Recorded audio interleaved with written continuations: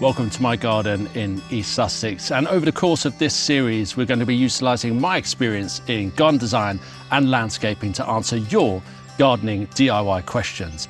So we've had a great question come in from Oksana in Bedfordshire, and she's asked how to edge and lay a path. Now, lucky for you, we're going to explore two different types of paths today, very easy ones that you can try out at home.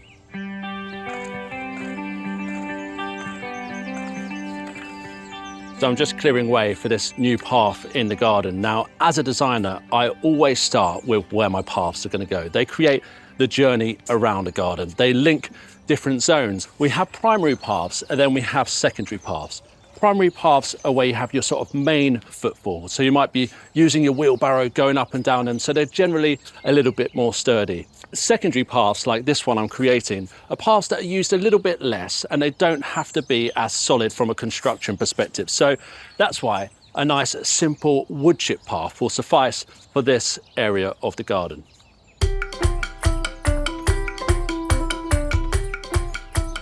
Now I'm creating a very rustic path. I've got a nice outline and now I'm going to get some logs to edge it.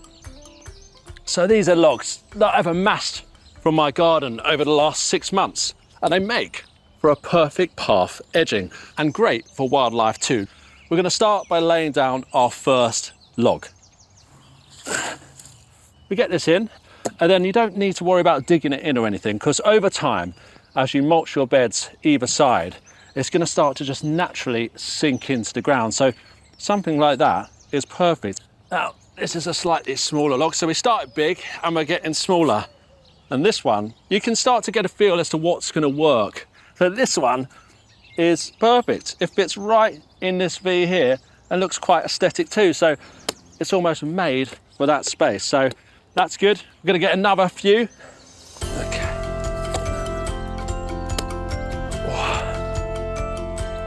All right, there we go. So that's done, and we'll move on to the cardboard.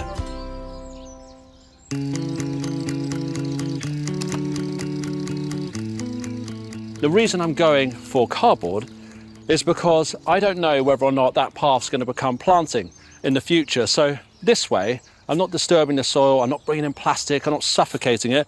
This will just break down nicely into the path and be a perfect membrane for my wood chip.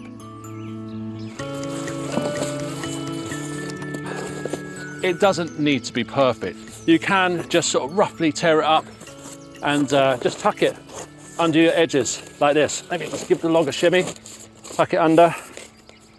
There we go, like so. Just make sure it's sort of covering the space. Obviously that one piece isn't going to be enough, so we'll get a load more pieces of cardboard in, and then any gaps will start to fill in.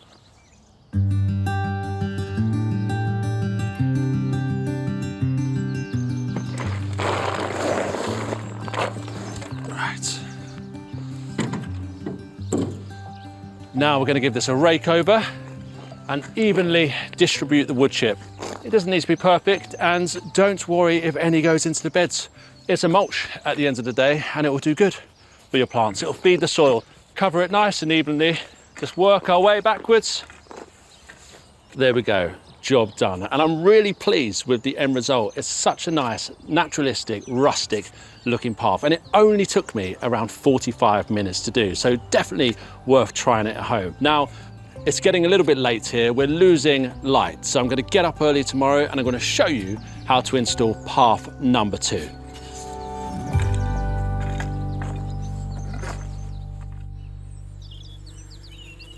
Henry will be back later.